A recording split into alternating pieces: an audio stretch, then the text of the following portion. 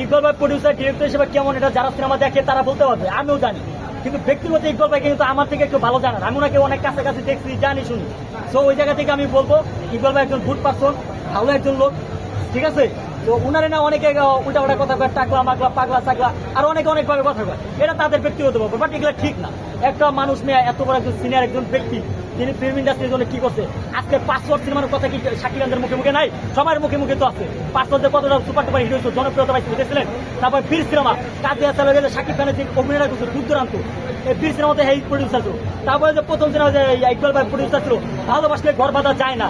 যারা এই কথাটা বলছে আসলে তারা সিনেমা দেখার জন্য আসে নাই, তাদের কাজই ছিল এটাকে নেগেটিভ প্রচার প্রচারণা করা। এখানে প্রায় 7-8 বছর ধরে সিনেমা দেখি, সে 2015 সাল থেকে এখন পর্যন্ত, ঠিক আছে। এই বিজয়নগর না সুজয়নগর এই থিয়েটার আমি জানি না, এরকম একটা জায়গায় দেখা যাচ্ছে, অথচ ভিআইপি থিয়েটারে অন্যান্য সিনেমা দেখা যাচ্ছে। এর বিষয়ে আমার মাইন্ডে লাগছে, ইকবাল ভাইয়ের মাইন্ডে লাগছে যে আমি জীবনে যে থিয়েটার নামই হলাম না, সেই সিনেমা চালাইতেছে। পরে হ্যাঁ জিত করে নিজে থেকে সিনেমাটা নামাইতেছে। আচ্ছা, দর্শক যারা দেখছেন তারা বলছে বুবলির মতো একজন নায়িকার এই সিনেমায় অভিনয় করা ঠিক হয়নি, আপনি কি মনে করেন?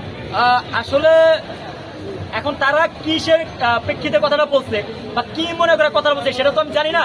তবে আমি তাদের উদ্দেশ্যে একটা কথা বলতে চাই, বর্তমানে Bangladesh film industry Glamour queen যদি থাকে একজনই, সেটা হচ্ছে ইজ বুবলি। তো বুবলি ছাড়া কোনো বিকল্প নাই, ঠিক আছে। One of the best actress. যারা কইছে যে এরকম একটা সিনেমা বুবলির অভিনয় করা উচিত না, তাদেরকে আমি বলতে চাই, আপনারা কি খবর নিউজ দেখেন না? প্রডিউসার ডিরেক্টর তার বুবলির পিছনে দৌড়ায়, এরা দেখেন 10টা না 12টা সিনেমার সেটাই বলছে যে বুবলির মতো একজন সিনিয়র নায়িকার এই ধরনের মানে বাজে একটা সিনেমায় অভিনয় করা ঠিক হয় না। এটা ভুল। এটা আপনারা যখন বুবলি আপুকে দেখতে পারবেন, তার কাছ থেকে আপনি জানা নিয়েন এটা আসলে বাজে সিনেমা না, আসলে সুন্দর একটা সিনেমা, মৌলিক গল্প এবং ফ্যামিলি নিয়ে দেখার মতো সিনেমা। আর আমি একটা কথা কয়ে নেই, এমন কোনো বাপের পাড়া নাই বা বুকের পাড়া নাই যে সন্তান এই সিনেমা দেখে কান্না করবো না। আমি চ্যালেঞ্জ দিয়ে দিলাম, ওপেন চ্যালেঞ্জ। রিভেঞ্জের কথা বলছেন? হ্যাঁ, রিভেঞ্জের কথা আসবে। রিভেঞ্জের নাম বলে বলেন। রিভেঞ্জ এটা এমন একটা সিনেমা যে এই সিনেমাটা দেখবে তার চোখের মানে আটকে ধরে রাখতে পারবে না। আমি যেহেতু 4 বার দেখছি, 4 বারে আমি ইমোশনে হয়ে গেছে, আমার মাথা নষ্ট হয়েছে। কাজী হ্যাঁ সারের মতো একটা লোক রে কুকুরের সাথে লালা খাওয়ায় আমি এরকম একটা অভিনয় করছে, কি একটা চ্যালেঞ্জিং এর সাথে অভিনয় করে দেখছেন।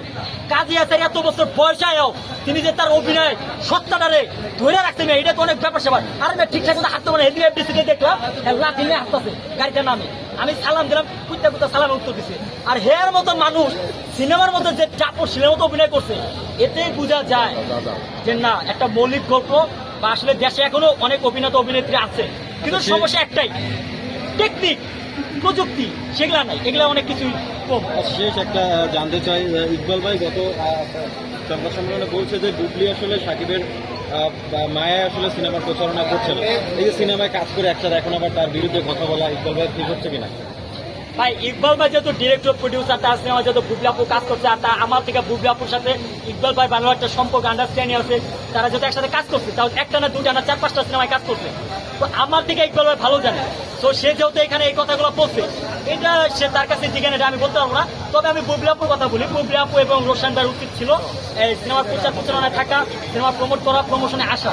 কিন্তু রোশন ভাইয়ের ব্যাপারটা আমি যতটুকু জানি, তার ওয়াইফ অসুস্থ, তিনিও অনেকটা অসুস্থ, যার কারণে সে আসতে পারে না। তবে আমরা তার টিম মিলা তার সিনেমা প্রচার করছি।